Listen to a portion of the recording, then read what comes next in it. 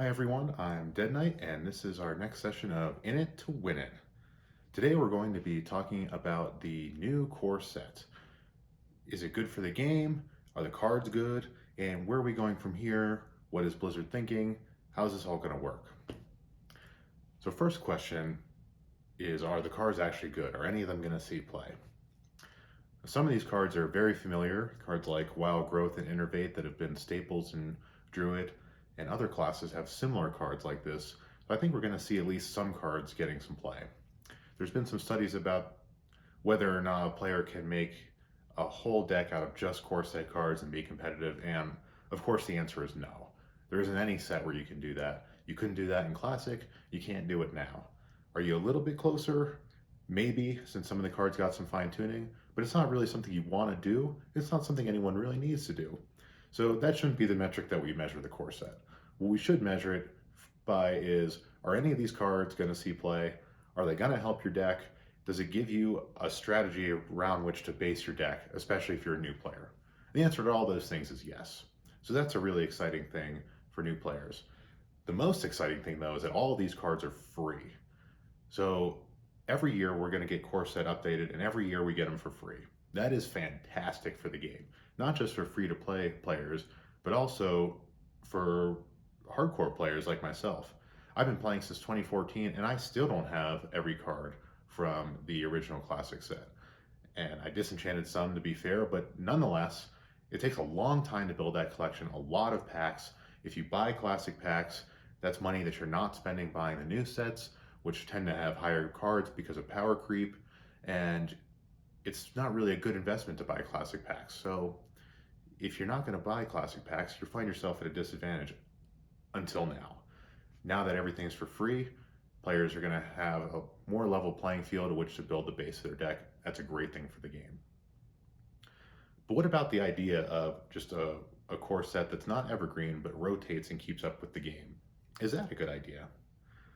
I would say emphatically yes, and I'll give you a few examples of why. Before we go into the examples, I do want to highlight that this is what they did in Magic the Gathering, which I would consider the pilot trading card game. It's been around for almost 30 years.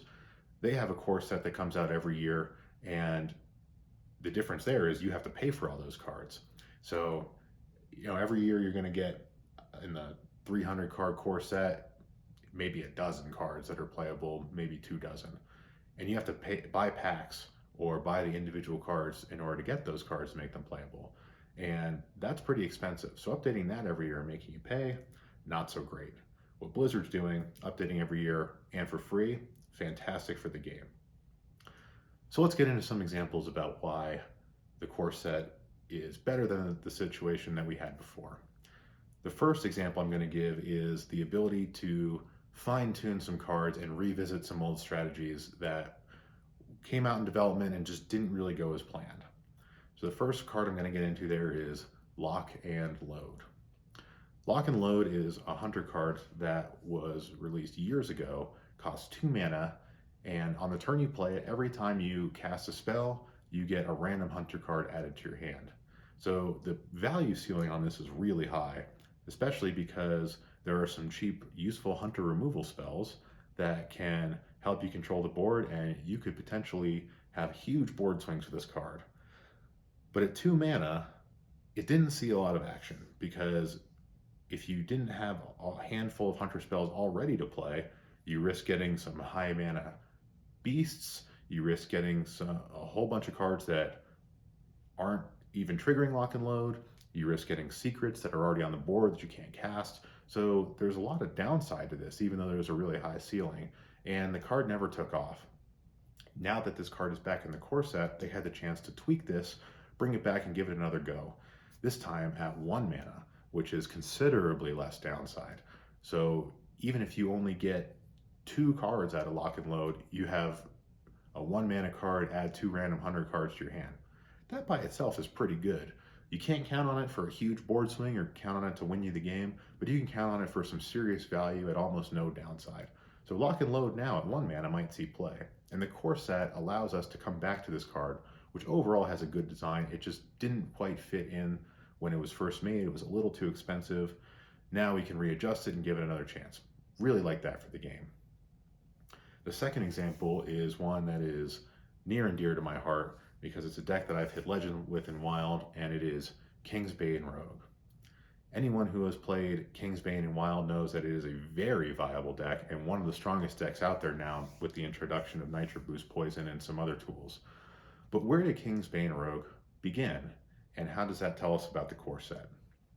King's Bane Rogue was released in Kobolds and Catacombs, which was overall a very strong set and had some cards that were just off the charts powerful. King's Bane had one of them. King's Bane is a 1/3 weapon for 1 mana, and it has a death rattle to shuffle back into your deck and keep all the enchantments on it.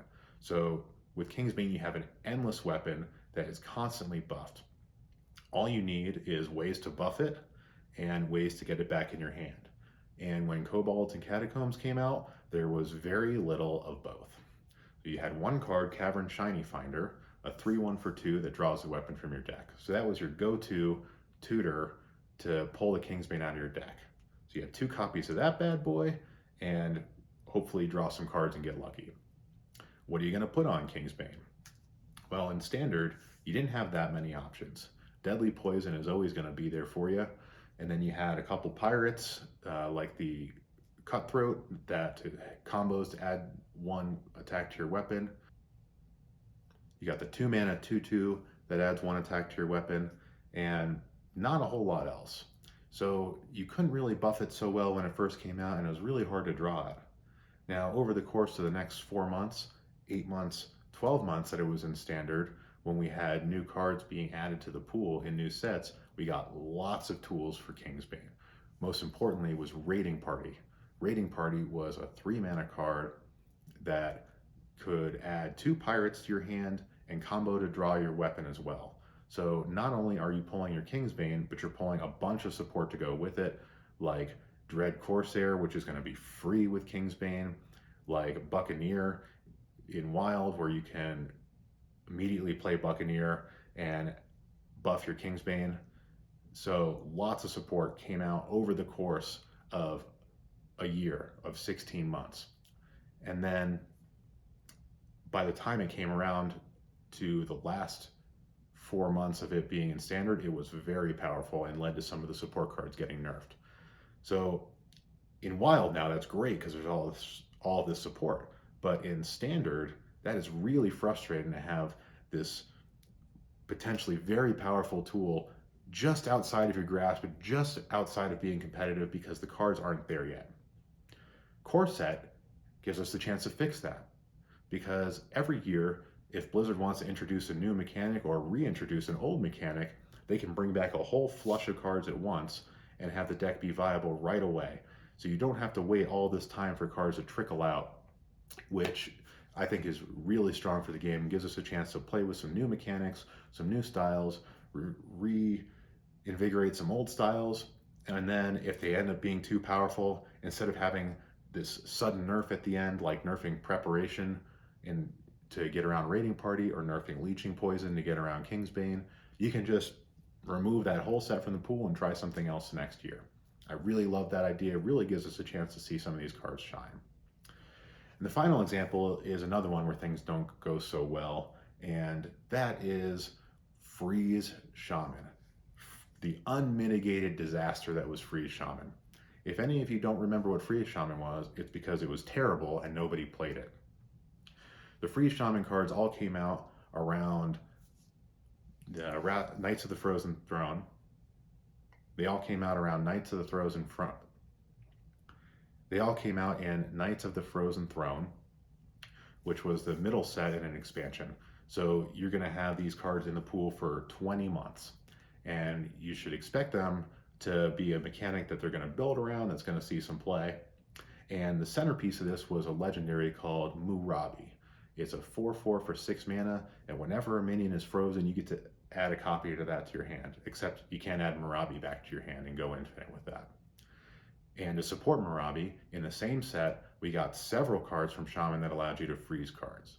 So you had Avalanche, which was 4 mana, lets you freeze a minion and deal 3 damage to the adjacent minions.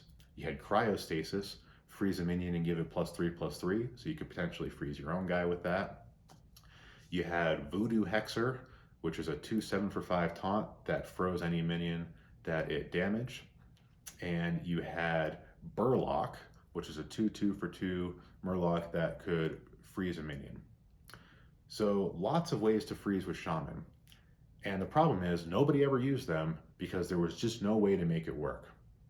So with all the support, how come this doesn't work? Well, for starters, Marabi is 6 mana. It's a 4/4, so it's not super survivable, and it's extremely high threat. So you should expect Marabi to live for 1 turn, which means the turn it hits the board is the turn that everything needs to get frozen. And you don't have a mass freeze as Shaman, so you have 4 mana to freeze as much as you can on the first turn. If you get 2 cards with Cryostasis and Burlock, and then 1 with Hexer, that's the absolute max you're going to be able to get. So did anybody do it? Of course not. And you couldn't freeze Marabi itself. So you need to wait 10 mana with all these cards in your hand in order to freeze anything. Nobody can make it work, and I don't blame them. There really isn't any way to make it work that I can see. So nobody played it. 20 months of those cards being in standard, and it never got any action. And even if it did, those cards wouldn't be able to win. You couldn't even use it as a meme, and that's really sad. If you have a mechanic like that and it can't even work as a meme to get in a couple sneaky fun win games, it's a really failed mechanic.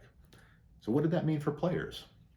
Players are sitting with this half dozen terrible cards for Shaman in standard for almost 2 years with no way to use them. And that's really bad for the game. It's really bad for players because they just spent all this money buying Knights of the Frozen Throne packs and getting trash Shaman cards. It's really bad because people then might go a couple years without playing Shaman, and Shaman just might fade away from their repertoire. They may never play Shaman again going that long without playing Shaman. That's really sad. But Core Set can fix that.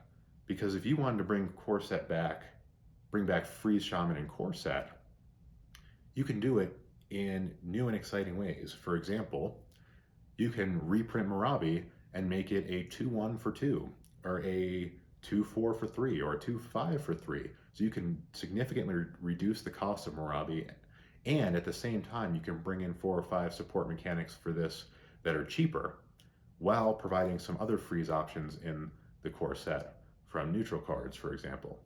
And if Marabi doesn't work at 3, or doesn't work at 2 mana, then next year you just wipe it away and try again. And then you're only wasting a few months of Shaman cards instead of a year.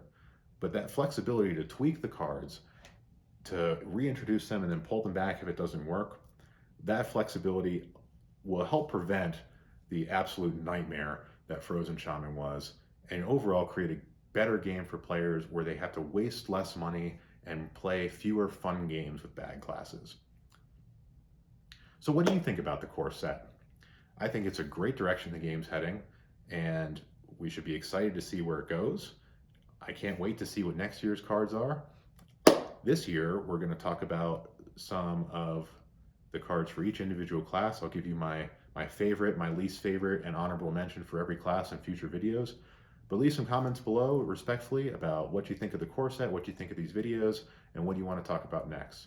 Thanks for tuning in, and we'll see you next time.